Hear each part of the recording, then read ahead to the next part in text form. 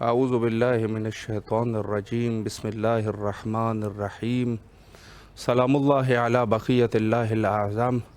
Programme معرفت منتظر میں آپ کی خدمت میں حاضر ہے، اور اس پروگرام میں جیسے آپ کے علم میں ہے کہ امام زمان علیہ السلام کے عنوان سے گفتگو ہوتی ہے، اور اس گفتگو میں زیادہ تر ہم معرفت امام زمان علیہ السلام کے عنوان سے گفتگو کرتے ہیں۔ البتہ جو حالت حاضرہ کے جو مناسبتیں ہوتی ہے اہل بیت علیہ السلام کے عنوان سے، ان کو بھی البتہ ڈسکس کرتے ہیں، چونکہ ضروری ہے کہ وقت کے امام کے ساتھ یہ سب کے سب حالات جو ہے وہ مربوط ہے۔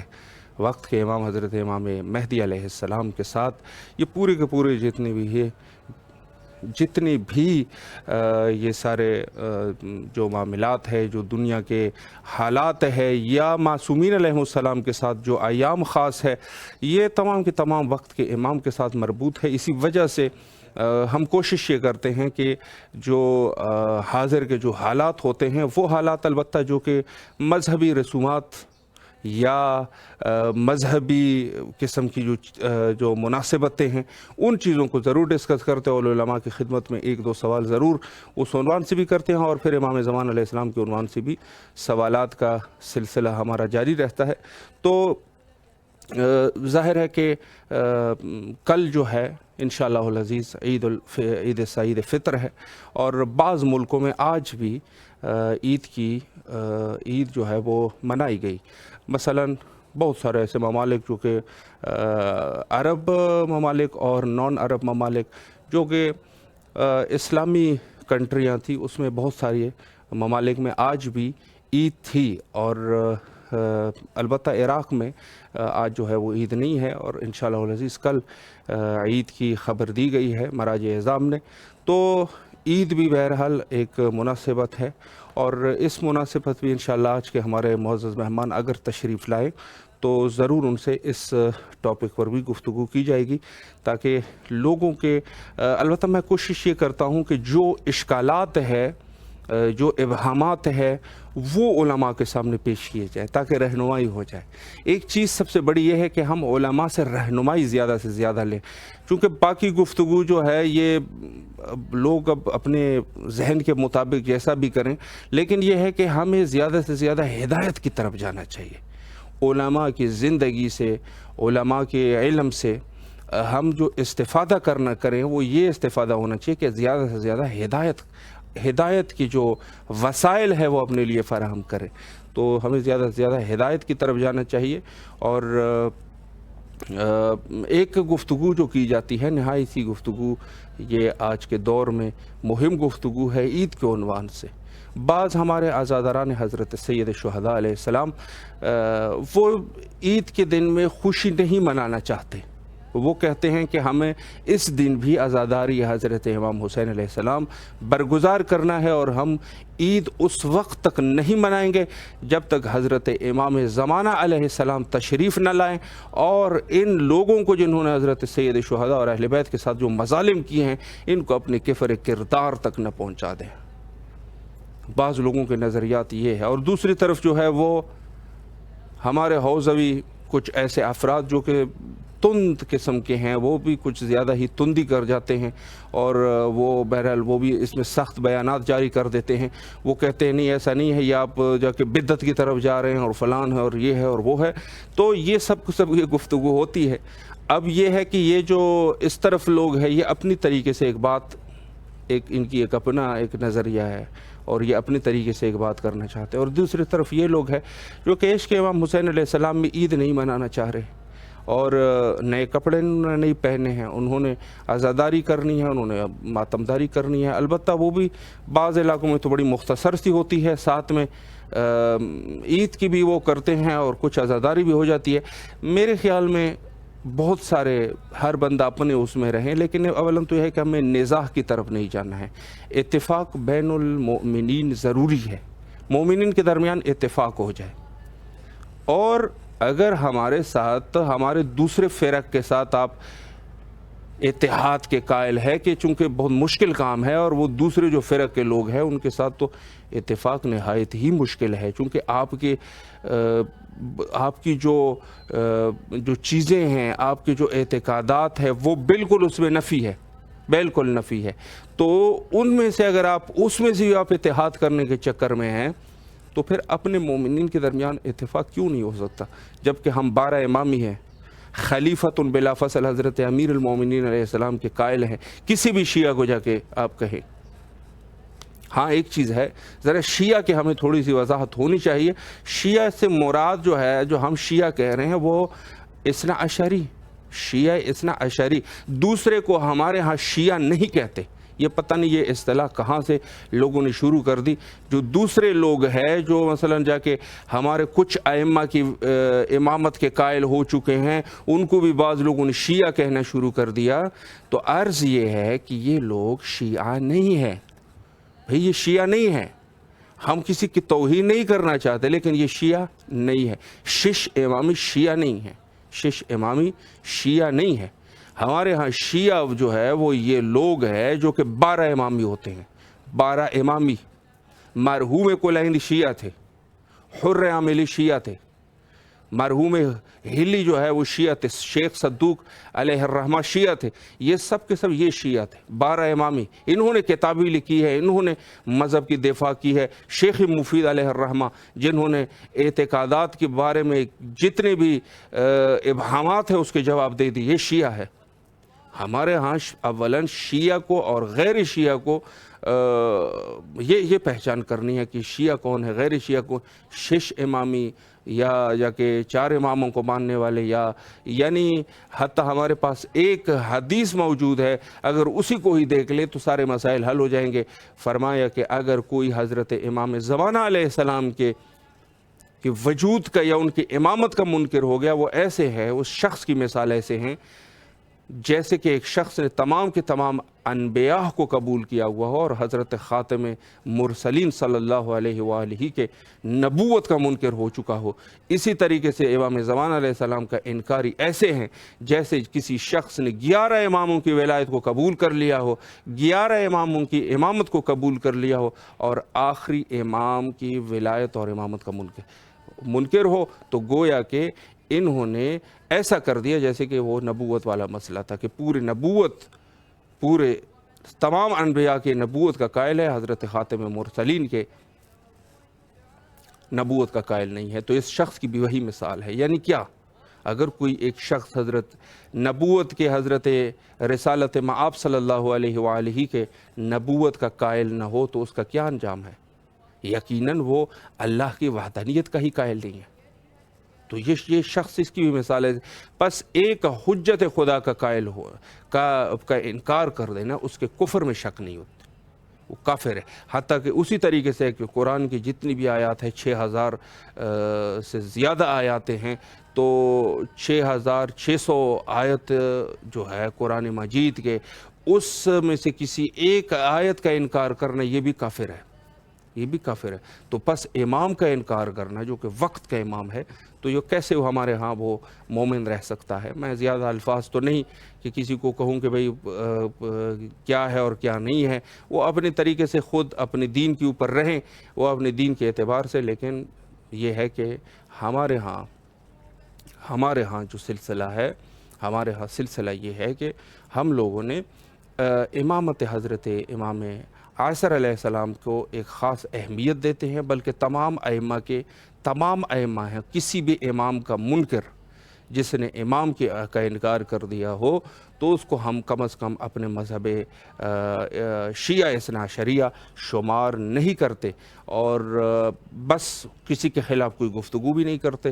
نہ لکم دینکم ولی دین والی بات وہ ہم ہر جگہ رکھتے ہیں کہ ہر بندے کے لیے اپنا دین ہے۔ تو ہم جو ہے نا بذات خود انسان کا، تو ہم جو انسان ہے ان کا احترام کرتے ہیں۔ اور آپ نے دیکھا ہوگا کہ کربلا مقدسہ کو آپ دیکھیں، 40 کے دنوں میں سب آتے ہیں، اور عزاداران حضرت سید شہداء علیہ السلام تمام کا احترام کرتے ہیں، چاہے وہ کرسچنز ہے، چاہے وہ کسی اور فرقے سے اس کا تعلق ہے، کسی بھی فرقے سے تعلق ہے۔ جو امام کی محبت میں یہاں آئے تو عزت تو اس کے کرتے ہیں، ان کو اہتمام کرتے ہیں، ان کے سامنے ان کے لیے چائے اور ان کے لیے کھانا، ان کے لیے دوسری جو جتنی بھی خدمت کی جائے وہ کرتے ہیں، بلکہ بعض تو یہاں تک کہ حتیٰ کہ مساج دینے والے بھی ہوتے ہیں، اور حتیٰ یہاں تک کہ پیر دھونے والے بھی ہوتے ہیں، ان کی جوتی بھی پالش کرتے ہیں۔ وہ اور چیز ہے، مذہب شیعہ میں احترام تو سب کا ہے، لیکن وہ ہم میں سے ہے کہ نہیں ہے؟ اب یہ تو اتنا حق تو بننا چاہیے نا۔ ہم یہ کہتے ہیں وہ ہم میں سے نہیں ہے جو کسی ایک امام کا منکر ہو جائے، تو کیا یہ اتنا حق نہیں ہے؟ ہمیں اتنا حق یقیناً ہونا تو چاہیے کہ ہم یہ تو کہہ سکیں کہ بھئی ہم میں سے نہیں ہے۔ مہمان ہیں، یہاں پر آتے ہیں، عزت احترام وہ ہر چیز ہے، لیکن ہم اس طریقے سے جیسے یعنی کوئی اگر حضرت امام رضا علیہ السلام کے امامت کا منکر ہو گیا، ہمارے نزدیک وہ بندہ شیعہ نہیں ہے، شیعہ نہیں ہے وہ۔ اور دوسری طرف سے اگر کوئی امام کی اہانت کرے، نعوذ باللہ من ذالک۔ امام صادق علیہ السلام کے پاس ایک شخص آیا، میں آپ کو یہ بتا دوں کہ یہ جو امام کی اگر کوئی اہانت کرے ہمارے مذہب میں وہ واجب القتل ہے، واجب القتل ہو جاتا ہے بس اوقات۔ اس شخص کو مسلمان یا یہ تو دور کی بات ہے، اس کو تو انسان بھی نہیں مانتے، چونکہ انسان کی بھی کوئی بھی اگر کافر بھی ہے، انسان کو تو قتل کرنا جائز نہیں ہے، لیکن اس شخص کو جو امام کی شان میں گستاخی کرے، یہ شخص جو ہے یہ واجب القتل ہے، یہ واجب القتل ہے۔ ایک شخص آیا حضرت امام صادق علیہ السلام کے پاس اور فرمایا کہ ابن رسول اللہ، میرے والد نے حضرت صدیق طاہرہ سلام اللہ علیہ کی شان میں گستاخی کر دی۔ تو امام نے بڑے نرم لہجے سے ان سے کہا کہ اے شخص، ہو سکتا ہے کہ وہ شخص جو آپ کا والد ہے وہ بیمار ہو، عقلی اعتبار سے درست نہ ہو۔ تو اس شخص نے کہا نہیں یا ابن رسول اللہ، وہ عقلی اعتبار سے سالم ہے، ٹھیک ہے۔ امام نے پھر کہا کہ ہو سکتا ہے کہ یہ شخص غصے میں ہو، تو اس نے کہا نہیں یا ابن رسول اللہ، وہ غصے میں بھی نہیں تھے، نارمل حالات میں تھے۔ تو امام نے کہا کہ واللہ اگر وہ پاگل نہیں ہے، غصے کی حالت میں نہیں ہے، اس کو کوئی مسئلہ نہیں ہے، اس نے جان بوجھ کے نارمل حالات میں ایسا کہا ہو، تو وہ شخص جو ہے تیرا باپ ہو یا جو بھی ہو، وہ واجب القتل ہے۔ یعنی ایک حجت کی شان میں گستاخی کر دینا، شان اہل بیت میں گستاخی کر دینا، یہ بہت بڑا جرم ہے، بہت بڑا جرم ہے۔ ہم اس کو معاف نہیں کر سکتے کسی حالات میں، یہ ناقابل معافی ہے، ناقابل معافی جرم ہے۔ تو بات یہ ہے کہ ہم لوگوں کو زیادہ سے زیادہ یہ سوچنا چاہیے کہ عزت احترام ہر شخص کا، لیکن مخصوصاً وہ افراد جو کہ نعوذ باللہ اہل بیت کے شان میں گستاخی کر رہے ہیں، وہ تو خارجی ہے، اس کا تو کوئی حساب کتاب ہی نہیں، خارجی لوگ ہے، وہ تو ان کا اپنا حساب ہے۔ لیکن جو دوسرے لوگ ہیں جو کہ ائمہ اطہار علیہم السلام سے محبت کرتے ہیں، لیکن ان کی دشمنوں سے بھی محبت کرتے ہیں، ان کی دشمنوں سے بھی محبت یہ ان اشخاص کے لیے بھی ایک فرمان موجود ہے۔ وہ حضرت امیر المومنین علیہ السلام کا فرمان ہے کہ وہ شخص جھوٹا ہے جو یہ کہے کہ ہم آپ سے بھی محبت کرتے ہیں اور آپ کے عدو یعنی آپ کے دشمن سے بھی محبت کرتے ہیں۔ یہ فرمان ہے حضرت امیر المومنین۔ تو پس وہ شخص جھوٹا ہے، وہ جھوٹ بول رہا ہے، بھئی میں تھوڑی نہ کہے، امام کہہ رہے ہیں وہ شخص جھوٹا ہے جو یہ کہے کہ میں اہل بیت سے بھی محبت کرتا ہوں اور اہل بیت کے دشمنوں سے بھی محبت کرتا ہوں۔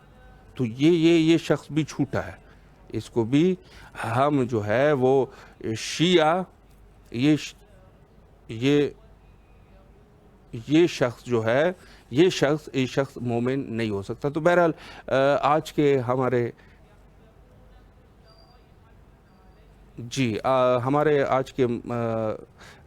ہمارے معزز مہمان حجت الاسلام والمسلمین عالی جناب علامہ استاد سید سبط حیدر زیدی صاحب مشہد مقدس سے ہمارے ساتھ موجود ہے۔ انشاءاللہ العزیز کوشش کرتے ہیں کہ ان سے رابطہ قائم ہو سکے اور انشاءاللہ ان سے سوالات ان کی خدمت میں پیش کریں، اور کچھ جو ہے وہ انشاءاللہ عید کے متعلق بھی کچھ سوالات ان کی خدمت میں ضرور پیش کریں گے۔ اور اس کے علاوہ یہ جو آج کل کے کچھ دور حاضر میں جو حالات ہے اس کو بھی مد نظر انشاءاللہ رکھیں گے، اور امام زمانہ علیہ السلام کے عنوان سے بھی کوشش کریں گے کہ کچھ گفتگو ان کے ساتھ کی جائے۔ تو بہرحال کوشش کرتے ہیں کہ ان سے رابطہ قائم کیا جا سکے اور ان کے استاذ کے علم سے استفادہ کر سکے۔ خدا ان کو حفظ کرے۔ بہت ہی جب بھی یہاں تشریف لائے ہیں واقعاً جس طریقے سے انہوں نے حق ہی ادا کر دیا، جو بھی سوالات ہم نے ان کے خدمت میں پیش کیے۔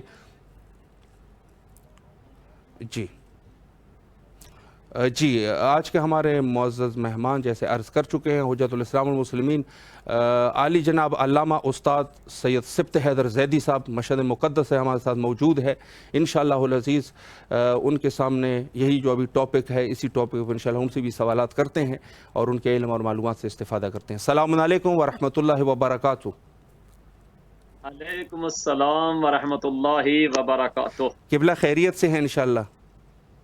الحمدللہ، خدا کا شکر۔ اللہ آپ کو سلامت رکھے۔ قبلہ بڑی خوشی ہوئی آپ کی زیارت کر رہے ہیں۔ سب سے پہلے تو امام حسین علیہ السلام ٹی وی کی طرف سے آپ کے نہایت ممنون اور مشکور ہے کہ آپ تشریف لائے اور ہمیں خدمت کا یہ موقع فراہم فرمایا۔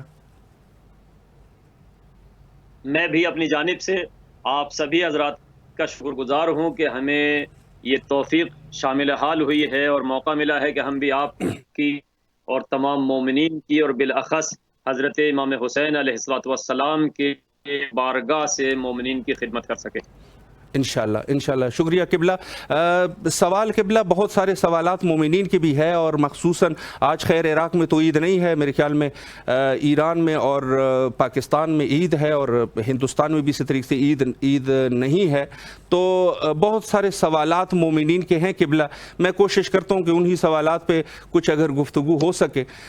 قبلہ پہلا سوال یہ ہے کہ آج کے دور میں کچھ ایسے لوگ بھی موجود ہیں کہ جن کا عقیدہ یہ ہے کہ ہم نے عید نہیں کرنی ہے، اور عید کے دن بھی حتیٰ عزاداری حضرت سید شہداء علیہ السلام کو برگزار کرنا ہے، اور کچھ دوسری طرف بھی علماء ہیں جو کہ نہایت ہی سختی کا مظاہرہ کر رہے ہیں، اور وہ بھی جب توضیحات دیتے ہیں تو کچھ سختی سے توضیحات دیتے ہیں اور کہتے ہیں کہ نہیں، یہ دن جو ہے وہ عید کا دن ہے اور اس میں جو ہے ضروری ہے کہ ہم خوشیاں منائیں۔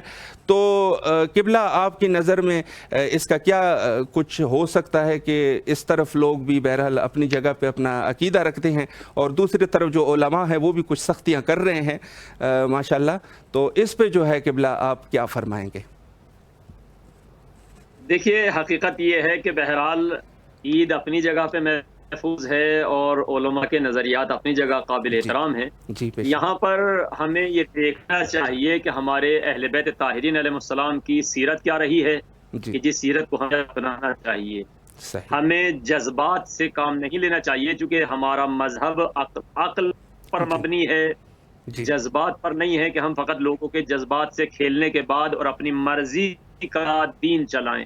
مرضی کا دین فقط شیطان نے چلایا ہے، جو خداوند عالم فرمان کی خلاف ورزی کرتے ہوئے اپنی مرضی سے کہہ رہا تھا کہ میں زندگی بھر خدا کے سامنے سجدہ کرنے سے سر نہیں اٹھاؤں گا، لیکن آدم کو سجدہ نہیں کروں گا، یعنی اپنی مرضی۔ صحیح بالکل۔ یہاں پر ہمارے یہاں کچھ، بہرحال میں کیا تعبیر کروں، لیکن یہی صورتحال ہو چکی ہے، اور تقریباً ہر طرف کے لوگ اپنی مرضی پیش کرنے کی کوشش کرتے ہیں کہ میرا دل نہیں چاہتا یا میرا دل یوں چاہتا ہے۔ بے شک۔ دیکھیے، حقیقت یہ ہے کہ عید کے لیے چاہے وہ واقعات ہوں جو امام حسن امام حسین کی زندگی میں بچپنے میں وہ واقعہ پیش آیا، پیغمبر اکرم نے عید منائی اور آپ کے لیے جنت سے کپڑے آئے اور آپ رسول اکرم امام حسن امام حسین کو اپنے دوش پر بٹھا کر مسجد کی طرف لے گئے، یہ تمام شیعہ متفق ہیں اس طرح کے واقعات سے۔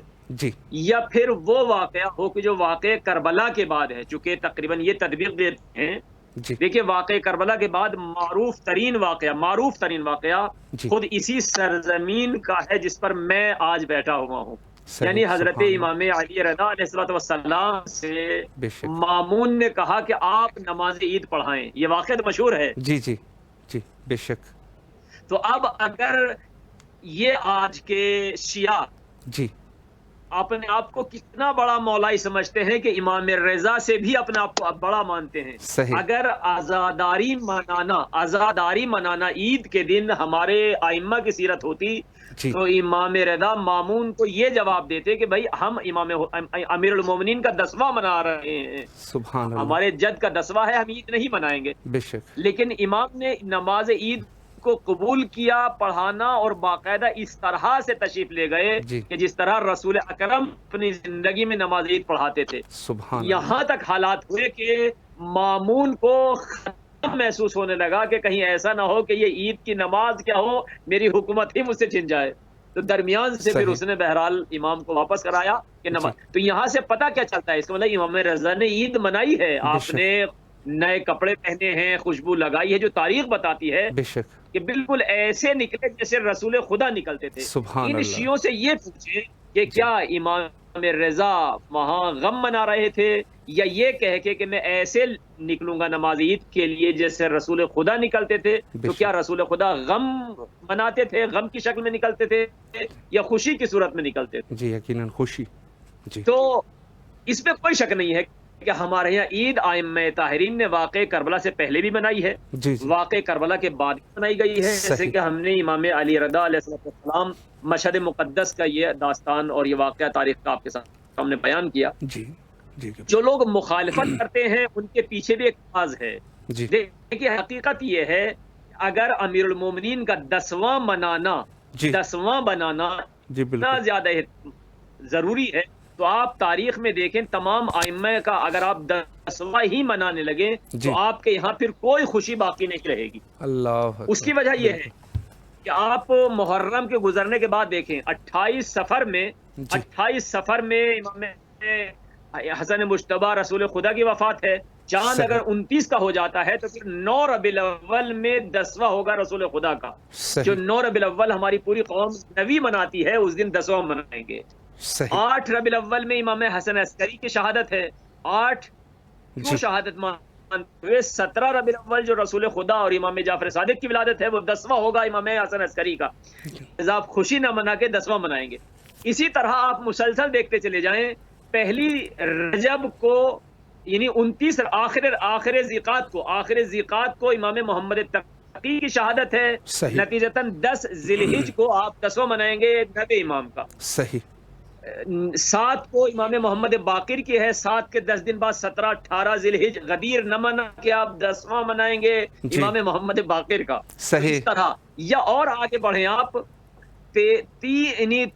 3 جمادی ثانی کو شہادت ہے حضرت فاطمہ زہرا سلام اللہ علیہا کی. 3 جمادی ثانی کے فوراً 40 دن کے بعد 13 رجب ہے. 3 جمادی ثانی سے 3 رجب 30 دن اور 10 دن کے بعد 13 رجب ہے 40واں. تو اب یہ مومنین سے پوچھیں کہ آپ 13 رجب کو جناب فاطمہ کا چہلم مناتے ہیں یا مولا علی کی ولادت مناتے ہیں؟ بے شک. تو اس طرح اگر ہم سویم 10واں 20واں سارے معصومین کا منانے لگیں تو ہماری ساری خوشیوں کی تاریخ ختم ہو جائے گی. 25 رجب کو بلکہ خود 3 رجب کو امام علی نقی کی شہادت ایک تاریخ میں. اگر 3 رجب کو شہادت ہے تو 13 رجب کو 10واں ہے. 25 رجب کو امام موسیٰ کاظم کی شہادت ہے. اگر 25 کو شہادت ہے تو پھر آپ 3 4 5 جو شعبان میں ولادتیں مناتے ہیں نہیں منائیں گے چونکہ 7ویں امام کا 10واں ہے. تو یہ چیزیں جو ہیں بہرحال ہمیں 10واں 20واں سویم وہاں تک منانا چاہیے جہاں تک معصومین نے منایا ہے. معصومین نے فقط امام حسین کا منایا ہے, اس کے علاوہ کسی کا نہیں منایا. معصومین نے کسی کا بھی سوائے امام حسین کے لیے زیارت 40 ہے. علامت مومن میں زیارت 40 ہے. 40 حسینی مسلم ہے سیرت معصومین میں سے. نہ باقی رسول خدا سے لے کے امام حسن عسکری تک نہ سویم ہے, نہ 10واں ہے, نہ 20واں ہے, نہ چہلم. تو ہمیں مسل مشہور ہے فارسی کی کاسے از آش داغتر, یہ نہیں ہونا چاہیے کہ ہم اہل بیت سے آگے نکل رہے ہیں. اہل بیت نے 10واں منایا نہیں ہے, ہم منا رہے ہیں. اہل بیت نے 20واں منایا نہیں ہے, ہم منا رہے ہیں. اہل بیت نے 40 چہلم منایا نہیں, جن کا منایا. تو یہ تو ہے ان لوگوں کی طرف. ان لوگوں کے پیچھے بھی ایک ہاتھ ہے. ہاتھ یہ ہے کہ مذہب شیعہ کو امت مسلمہ سے جدا کر کے دکھانا ہے. جی کیسے دکھائیں؟ صحیح. ان کے لیے یہی راستہ ہے کہ پہلے تو محرم عزاداری کو سامنے رکھتے ہیں جی اور اس کے بعد مسلمانوں کے جو خاص خاص تہوار ہیں، جی عید فطر ہے، عید قربان ہے، جس میں سارا مسلمان عید مناتا ہوا ہوتا ہے، جی یہ لوگ اس طرح کے ذریعے سے کہ ان سے یہ عیدیں چھین لیں جی تاکہ دنیا کو دکھایا جا سکے کہ شیعہ اور ہیں، مسلمان اور ہیں. صحیح. شیعوں کا اسلام سے کوئی تعلق نہیں ہے، اس لیے کہ شیعہ لوگ اسلامی تہوار کو مانتے ہی نہیں ہیں، نہ ان کے یہاں عید ہوتی ہے، نہ بقرعید ہوتی ہے. جی بالکل بالکل. یہ پیچھے ہاتھ ہے جو سامراج، استعمار، جی جی یعنی استکبار، اسرائیل، امریکہ، جی جی برٹش، جو بھی بہرحال چاہتے ہیں مسلمانوں میں تفرقہ ڈلوانا، ان کا یہ ہاتھ ہوتا ہے کہ وہ شیعوں کو آپس میں اہل سنت سے اس طرح سے دور رکھیں جی جی تاکہ خود بخود ہر آدمی دیکھنے والا کہے کہ جناب شیعہ اصلاً اسلام سے اس کا کوئی تعلق نہیں ہے، یہ ایک الگ فرقہ ہے دنیا کے ہزاروں فرقوں کی طرح. صحیح. ورنہ سیرت اہل بیت میں عید رہی ہے، معصومین نے عید منائی ہے، جس کا ہم نے امام علی رضا علیہ الصلوۃ والسلام یہی مشہد مقدس جہاں ہم مولا کی خدمت میں رہ رہے ہیں، ان کی عید سب کے سامنے مسلم ہے، تمام شیعہ مورخین لکھتے ہیں. جی دوسری طرف وہ علماء جو شدت اختیار کرتے ہیں ان کی بھی غلطی ہے. صحیح. جی جی ٹھیک ہے. ان کو بھی چاہیے کہ بہرحال شدت سے مسائل حل نہیں ہوتے ہیں. جی قبلہ بالکل. بلکہ مومنین کو یہ بتائیں کہ آپ عید منائیں. جی. اور عید منانے میں چاہے خطبے ہی میں عید کے، چونکہ نماز عید کے بعد خطبے ہوتے ہیں جمعے کے برخلاف، جمعے میں پہلے ہوتے ہیں، عید میں بعد میں ہوتے ہیں. صحیح. آپ عید ہی کے جمعے میں چاہیں تو مسائب پڑھیں، امام حسین کے پڑھیں، کسی بھی امام کے پڑھیں، اس لیے کہ ہمارے یہاں فضائل اہل بیت یا مصائب اہل بیت یہ سب ذکر اہل بیت عبادت ہے. جی بے شک بے شک. آپ یہ دیکھیں کہ روز عاشور جو شہادت کا دن ہے، یا 21 رمضان جو مولا علی کی شہادت تھی، کیا تمام علماء نے فقط مصائب پڑھے ہیں، فضائل نہیں پڑھے؟ کیوں نہیں؟ جی بالکل. مجلس ہماری ہوتی ہی اسی طرح ہے کہ پہلے فضائل پڑھتے ہیں، فضائل کے بعد مصائب پڑھتے ہیں. لہٰذا 21 رمضان کو شہادت کے دن ہم نے فضائل بھی پڑھے، مصائب بھی پڑھے ہیں. صحیح. تو اسی طرح عید کے دن ہم جب خطبہ دے رہے ہیں تو جہاں فضائل پڑھ رہے ہیں وہاں دو جملے مصائب کے بھی کہہ دیں، مصائب ہو جائیں گے، لیجیے یہی مجلس ہو گئی، یہی عید ہو گئی. بے شک بے شک. چونکہ مصائب اہل بیت پڑھنے میں باقاعدہ استجابت دعا ہے. صحیح. آپ عید کے دن بھی اگر چاہتے ہیں کہ پروردگار کے سامنے اپنی دعاؤں کو مستجاب کرائیں تو اہل بیت کے مصائب پڑھیں تاکہ لوگوں کو رقت طاری ہو، آنکھوں سے آنسو جاری ہو، پھر دعا کریں تو خدا قبول کرے گا. بے شک بے شک. لہٰذا اتنی شدت ان کی طرف سے بھی نہیں ہونی چاہیے، بلکہ سمجھانا چاہیے کہ بھئی عید منائی جائے، عید ہی میں چاہے خطبے میں مصائب پڑھ لیں یا بعد کو ایک مجلس رکھ لیں، نماز ظہر کے بعد، عصر کے ٹائم، کسی بھی ٹائم ایک مجلس رکھ لیں، آپ کی عزاداری بھی ہو جائے گی اور آپ کی عید بھی ہو جائے گی. لیکن شدت سے یہ کرنا کہ نہ عید منائی جائے فقط عزاداری ہو، اور یہ شدت اختیار کرنا کہ فقط عزاداری ہو عید نہ منائی جائے، یہ سب غلط ہے. صحیح. افراط و تفریط ہے، یہ شیعہ مذہب کو اسلام سے جدا کرنے کا ایک حربہ ہے دشمنان اسلام کا. بے شک بے شک بے شک. جی قبلہ اگلا سوال آپ کی خدمت میں عرض کروں. تقریباً ٹائم تو ہمارے پاس ہے، 15 منٹ کا ٹائم ہے، تو جی قبلہ ایک سوال امام زمانہ علیہ السلام کے عنوان سے آپ کی خدمت میں پیش کروں کہ کیا امام کا وجود کائنات میں ہونا ضروری ہے؟ اس پر اگر آپ وضاحت فرمائیں. جی ہاں، دیکھیے حقیقت یہ ہے کہ ہم جس عقیدے کے معتقد ہیں جی وہ یہ کہ کائنات بغیر سبب کے دنیا میں نہیں ہے، اور ہمارے سامنے وہ تمام کی تمام آیات بھی اور روایات بھی، یعنی فلسفہ اور عقلی نقطہ نظر سے بھی یہ دنیا علت العلل اور باقاعدہ علل و معلول سے وجود میں آئی ہے، خود بخود کوئی چیز بھی وجود میں نہیں آئی. یہ تمام کا تمام حتی فلاسفہ بھی، علم کلام کے علماء بھی، اور باقی جو بھی صاحبان عقل ہیں وہ جانتے ہیں کہ اس کائنات کا ایک ذرہ بھی بغیر علت اور بغیر سبب کے نہیں. جی بے شک. پھر یہ ایک نقطہ ہے، اسی نقطے کو سامنے رکھتے ہوئے ہمارے سامنے آیات بھی ہیں، روایات بھی ہیں کہ جو اس بات پر دلالت کرتی ہیں کہ اس کائنات کا سبب کیا ہے، یہ کائنات کیوں خلق ہوئی ہے. تو اگر ہم عقلی اور فلسفی گفتگو میں جائیں تو لمبی ہو جائے گی. ہم فقط روایات اور آیات کو سامنے رکھیں جو مذہب شیعہ کا اصل مبنا بھی ہے. لہذا ہم اگر دیکھیں تو باقاعدہ ان تمام کی تمام روایات کو کہ جہاں پہ خداوند عالم نے اس کائنات کی خلقت کے اسباب بیان کیے ہیں وہاں پہ وہیں سے شروع کرتے ہیں ہم حدیث قدسی سے. کنت کنزا مخفیا فاحببت ان اعرف فخلقت الخلق، یعنی حدیث قدسی سے، ورنہ پھر آیات اور احادیث معصومین بہت زیادہ ہمارے سامنے موجود ہے. خداوند عالم حدیث قدسی میں فرما رہا ہے کہ میں چھپا ہوا خزانہ تھا، میں نے چاہا کہ میں پہچانا جاؤں، فاحببت، تو میں نے چاہا کہ میں پہچانا جاؤں، صحیح، فخلقت الخلق، تو میں نے ایک خلق خلق کو پیدا کیا. صحیح. یہاں پر اس الخلق سے مراد تمام مفسرین جو حدیث قدسی پر اعتقاد اور ایمان رکھتے ہیں وہ محمد و آل محمد علیہ السلام کے وجود کو مانتے ہیں. سبحان اللہ. اس لیے کہ پوری کائنات کی خلقت کا سبب جو ہے وما خلقت الجن والانس الا لیعبدون، پوری کائنات اللہ کی عبادت کے لیے خلق ہوئی ہے. اب اہل بیت طاہرین اگر انسانوں کی ہدایت کے لیے خلق ہوں تو پھر ہو جائے گا دور یا تسلسل. نتیجہ یہ کہ اہل بیت کی خلقت کا سبب کچھ اور ماننا ہے. وہ کیا ہے؟ فاحببت، اس حدیث قدسی میں احببت، میں نے چاہا، یعنی خواہشات الہی، خواہش الہی ان کی خلقت کا سبب ہے. صحیح. لیکن پوری کائنات کا سبب کیا ہے؟ ان کا وجود ہے. ہم نے فخلقت الخلق، خلق پیدا کی، یا اول ما خلق اللہ نوری، یا پھر اور نیچے آ جائیں آپ دیکھیں حدیث کسا میں.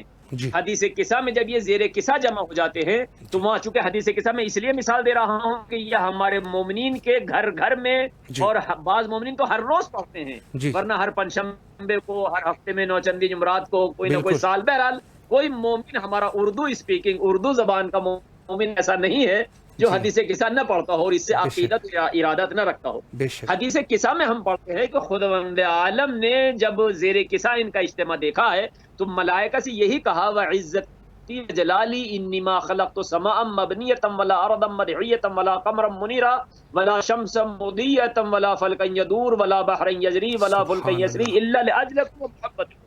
سبحان اللہ. میں نے یہ پوری کائنات تمہاری وجہ سے خلق کی ہے. تو اب ظاہر ہے اگلی دلیل دینے سے پہلے یہیں پہ ٹھہر کے رکیں. اگر کائنات ان کی وجہ سے خلق ہوئی ہے تو اب یہ کائنات کیوں موجود ہے؟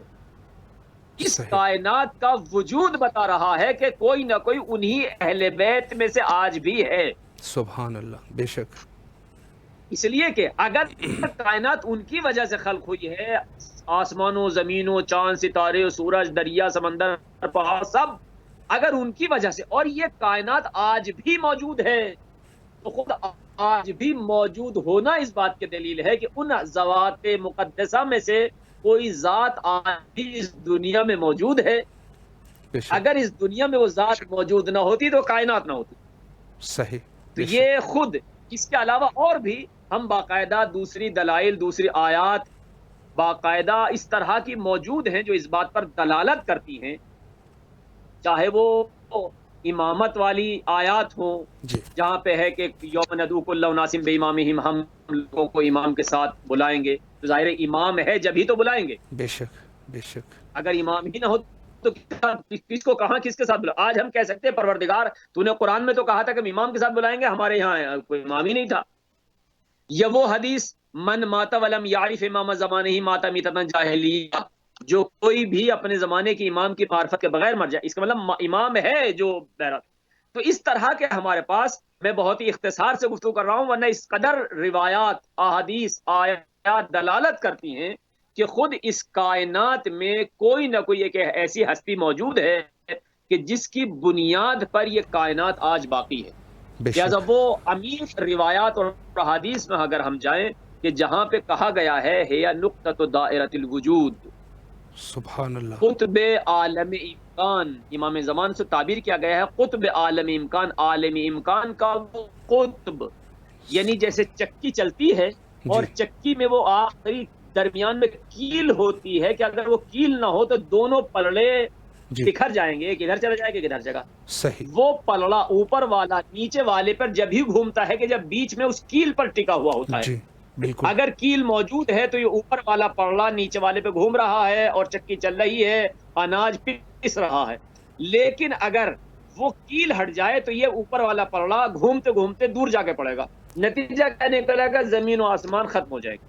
صحیح. تو اس پر ہمارے پاس متعدد دلیل موجود ہیں، عقلی بھی اور نقلی بھی، یعنی نقلی سے مراد آیات بھی اور روایات بھی اس بات پر دلالت کرتی ہیں کہ امام زمانہ کا وجود ہر زمانے میں، نہ کہ آج، جی، ہر دور میں کبھی بھی ایسا نہیں ہو سکتا. اس روایت کو بھی سامنے رکھتے ہوئے کہ زمین کسی بھی لمحے بھر کے لیے بھی حجت خدا سے خالی نہیں رہ سکتی ہے. اگر حجت خدا سے خالی ہو تو زمین اپنے اہل کے ساتھ غرق ہو جائے گی، ختم ہو جائے گی. یہ حدیث موجود ہے. بے شک.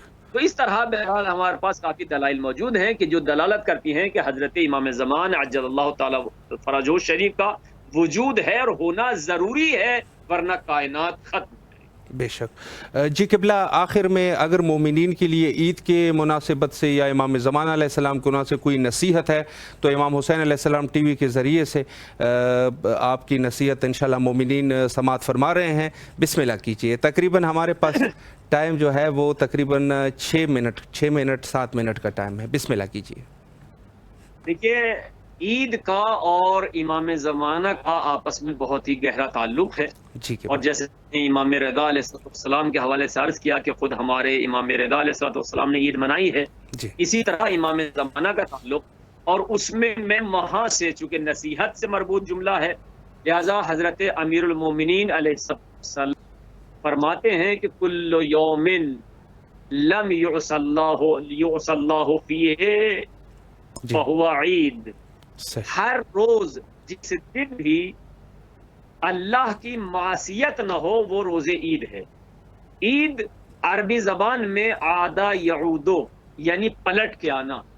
پلٹ کے آنا لیے اس عید کو عید کہا جاتا ہے کہ حقیقت میں ماہ مبارک رمضان میں انسان اللہ کی خالص عبادت کرتے کرتے اس میں بھی خصوصاً شب قدر جیسی رات کو درک کرنے کے بعد انسان اپنی اصلی فطرت پہ پلٹ جاتا ہے. عید اصلی فطرت پہ پلٹ جاتا ہے. اصلی فطرت انسانی کیا ہے؟ معصوم. انسان جب دنیا میں پیدا ہوتا ہے تو کہتے ہیں بچہ معصوم ہے، یعنی بے گناہ. تو یہ بے گناہی اس کی ماہ رمضان میں اس کو اسی عصمت کی طرف پلٹا دیتی ہے. اگرچہ یہ عصمت صغرا ہے، عصمت کبریٰ تو منصوص من اللہ معصومین مخصوص ہیں، انبیاء ہیں، ائمہ ہیں، 14 معصومین وہ الگ. لیکن انسان کو اللہ نے بے گناہ پیدا کیا ہے. جس وقت دنیا میں آئے ہیں یہ انسان کوئی گناہ نہیں ہے، یہ دنیا میں آنے کے بعد گناہ کرتا ہے. ہمیں ہر سال ماہ رمضان میں یہ موقع دیا جاتا ہے کہ ہم ماہ رمضان میں اپنی ریاضت، اپنے اعمال، اپنا کردار اس منزل پر لے جائیں کہ خداوند عالم کی بارگاہ میں اتنے قریب ہو جائیں، خصوصاً ماہ رمضان کی وہ شبہ قدر کہ جو انتہائی ایک رات 1000 مہینوں سے افضل ہے.